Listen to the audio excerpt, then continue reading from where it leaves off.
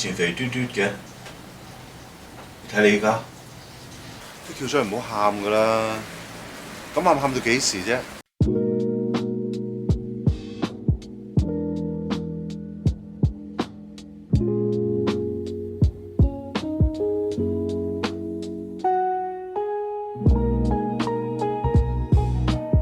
说到华语影坛最任性的导演，王家卫绝对榜上有名。拍《东邪西毒》慢工出细活，一拍好几年，能把投资方逼到崩溃。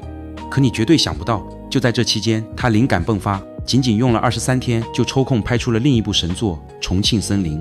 这部电影啊，其实是拼接出来的作品。王家卫最初策划了3个独立故事，但因为篇幅问题，拍到一半果断砍掉了一个，只保留了现在我们看到的前后2段。这就解释了为什么前半段金城武和林青霞的故事像一篇没写完的散文戛然而止，而后半段梁朝伟与王菲的互动却细腻悠长的像一部完整的小说。这种独特的拼贴结构反而成了影迷们津津乐道的经典。很多观众看到一半一脸懵，怎么中间突然换人了？这种叙事的断裂感正是王家卫的神来之笔。生活不就是这样吗？有些人闯入你的世界，陪你走完一段路，然后悄然离去，紧接着下一个人又会出现。至于被砍掉的第3个故事，后来也被王家卫单独拿出来扩展成了一部全新的电影，就是后来的《堕落天使》。重庆森林获得了第14届香港电影金像奖最佳影片、最佳导演、最佳男主、最佳剪辑，甚至连配角都拿了提名。8年后，昆汀·塔伦蒂诺更是把他带去美国，说这是电影的春药，结果全世界文艺青年一夜之间都戴墨镜买凤梨罐头。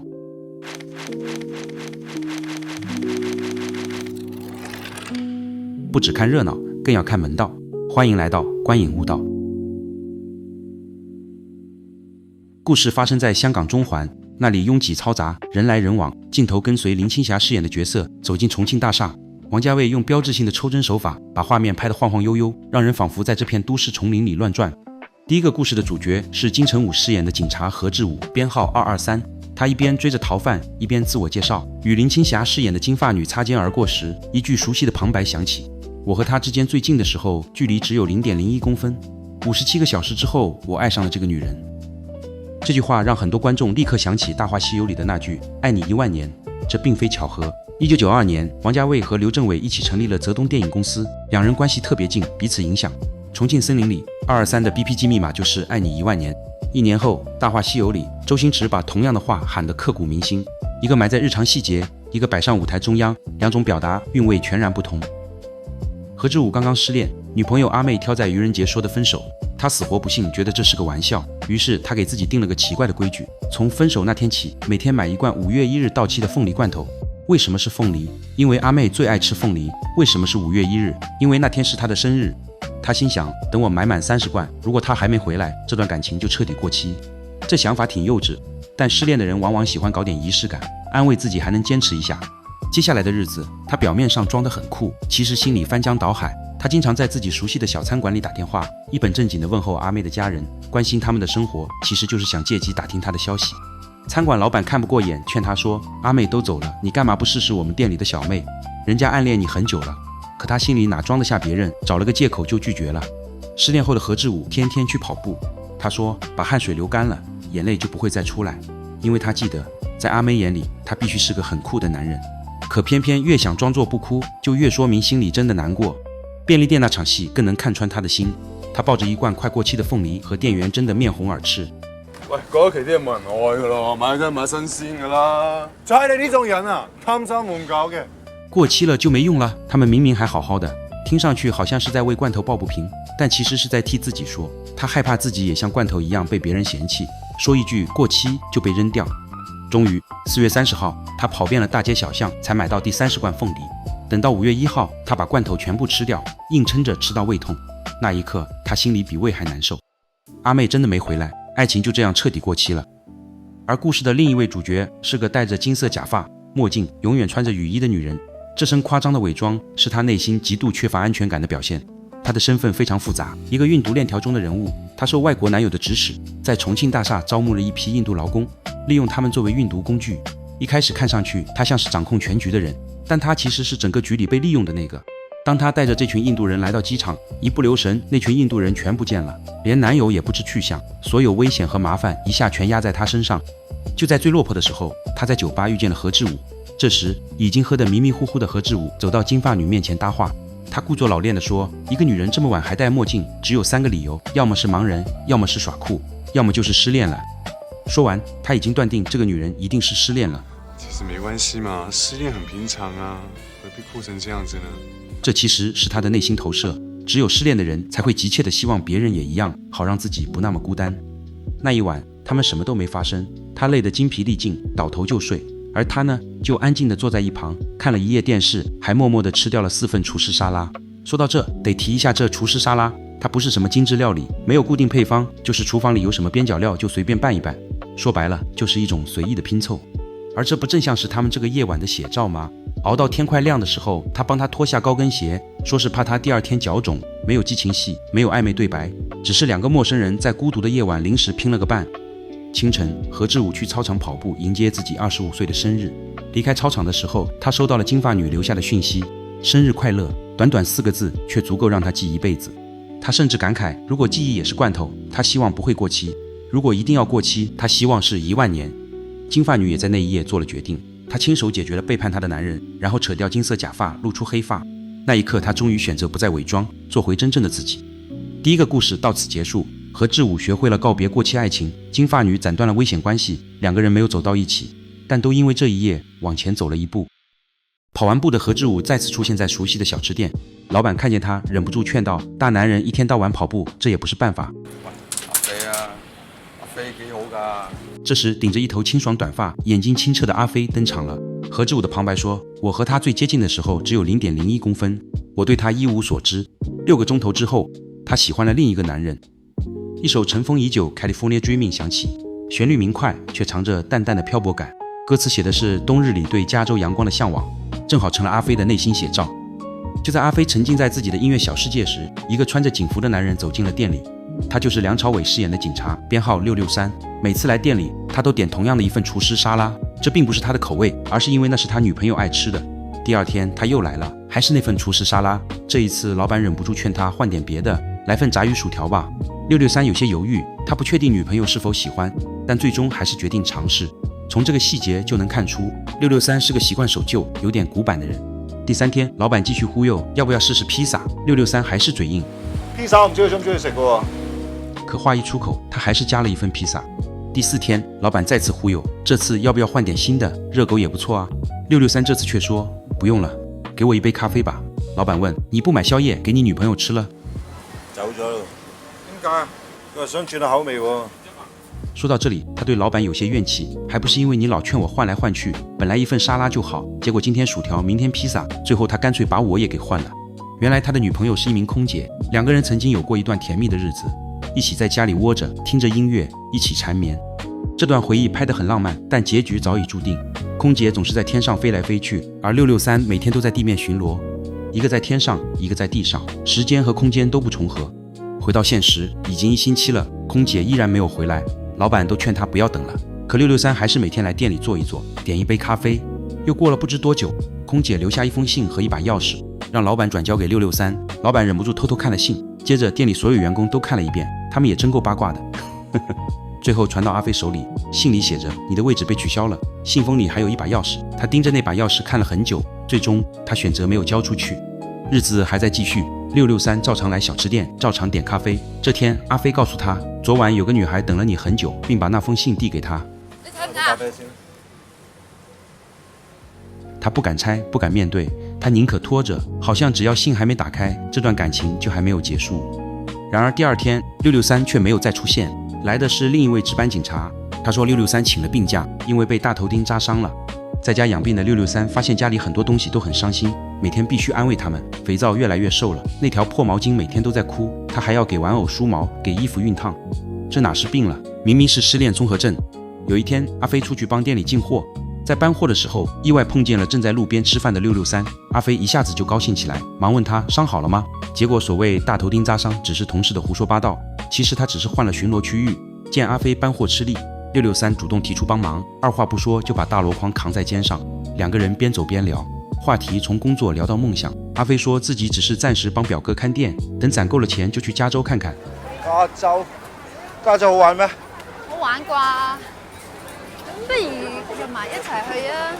我就儲夠錢嘅啦喎。听上去像开玩笑，但语气却很认真。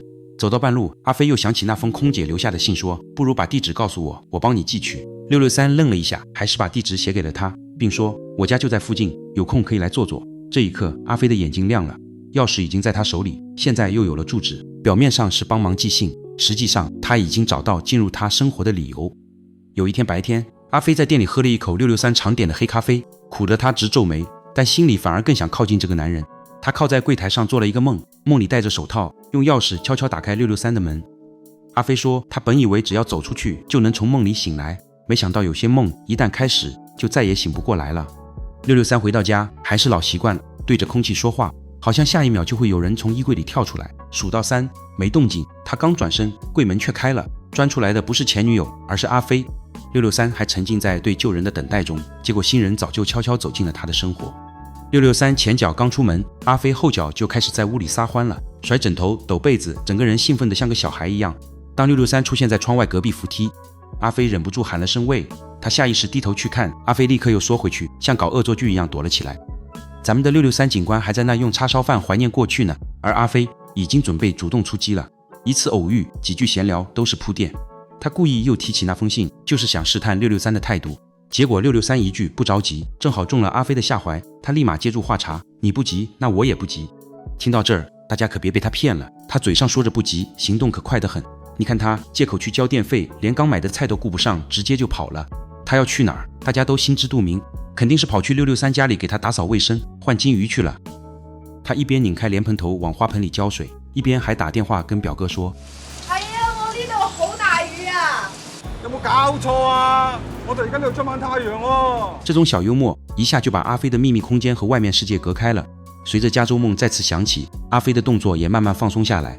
他玩心大起，拿起飛機模型在房間裡飛來飛去，從窗邊到書桌，從沙發到床頭，像個小孩在做白日夢。這一刻，他已經不只是來打掃衛生的人了，而是悄悄開始改造663的生活。因為他的闖入，房間裡多了一點溫度，也多了一點他的味道。這天，阿飛又偶遇了在路邊吃飯的663。想攬大包荔枝啊？男朋友啊！結果下一秒，這袋荔枝就出現在了663家裡。他悠閒地躺在663床上，一邊剝荔枝，一邊在電話裡跟表哥扯謊，說自己在交電費。這種錯位感絕了。663全程蒙在鼓裡，而觀眾就像擁有了上帝視角，看着他這場既大膽又浪漫的暗戀。沒過幾天，663又問阿飛去哪，他這回更敢說了，直接來了句幫朋友裝修。畫面一轉，他果然在663家裡忙活，換魚缸水，鋪新桌布，動作認真又專注。他嘴上說是幫朋友裝修，可誰看不出來啊？他裝修的分明是自己暗戀的未來，椅子上的拖鞋也要他來重新擺放，連汽水瓶都擰開放入安神片。更巧妙的是，畫面順勢接上晚上663回家打開冰箱，喝着阿飛改造過的汽水，結果立馬在桌上睡着。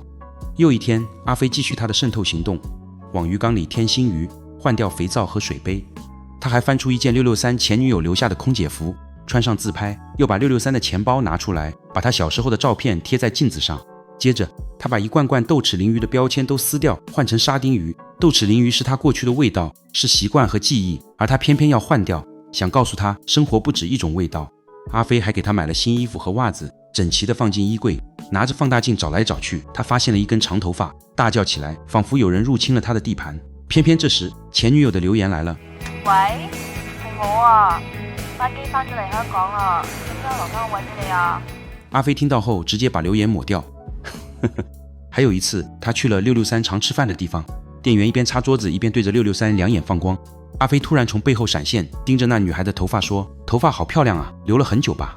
這話聽着像誇人，實際上是在暗暗對比，就是那根他在663家裡發現的長髮。663立刻解釋：我跟他不熟，那語氣妥妥的求生欲拉滿。某天，663第六感發作，隱約感覺前女友回來了，於是他飛奔回家。結果推開門，滿屋子都是水，他一邊舀水一邊自言自語，不知道是自己忘了關水龍頭，還是這間房子真的越來越有感情。好不容易收拾完，他正提着垃圾往外走，結果一開門就撞上了阿飛。做賊心虛的阿飛嚇得一激靈，還反問一句：你怎麼在家？意思是你不是應該在上班嗎？他急忙想把魚塞給663就溜走，結果剛一轉身，腿一軟，走不動了。663看着他笨手笨腳的樣子，於是順勢把他請進屋。663放起唱片，隨口說了一句：我女朋友喜歡這個。阿飛一聽忍不住抬頭，心裡翻了個大白眼，這唱片明明是他前幾天夢遊時留下的。電風扇呼啦啦轉着，屋裡慢慢安靜下來。阿飞撑不住困意，抱着包在沙发上睡着了。663本来想叫醒他，可话到嘴边又咽了回去。大概是自己也太累了吧，他索性靠过去，就这样靠在阿飞的肩上，安静的一起睡了下去。这俩人也太可爱了吧。一天晚上，阿飞在小吃店干活，突然停电，他表哥忍不住怪他，我都唔知你呢排做乜嘢，電費又唔交，交到而家啲電俾人 cut 晒。这边663终于开始察觉家里的变化，却还是不敢正面承认。他自我安慰说，可能是换季了，也可能是自己观察力变强了。他注意到了很多细节，比如沙丁鱼罐头吃出了鲮鱼罐头的味道，镜子上莫名多了张他小时候的照片，牙杯换了，肥皂变胖了，连毛巾都成了新的，前女友的空姐服也被换到了一个不明显的地方。阿飞的大扫除计划还在继续，他用鸡毛掸扫掉老旧书报上的灰，还愉快地把几张旧报纸折成纸飞机飞出窗外。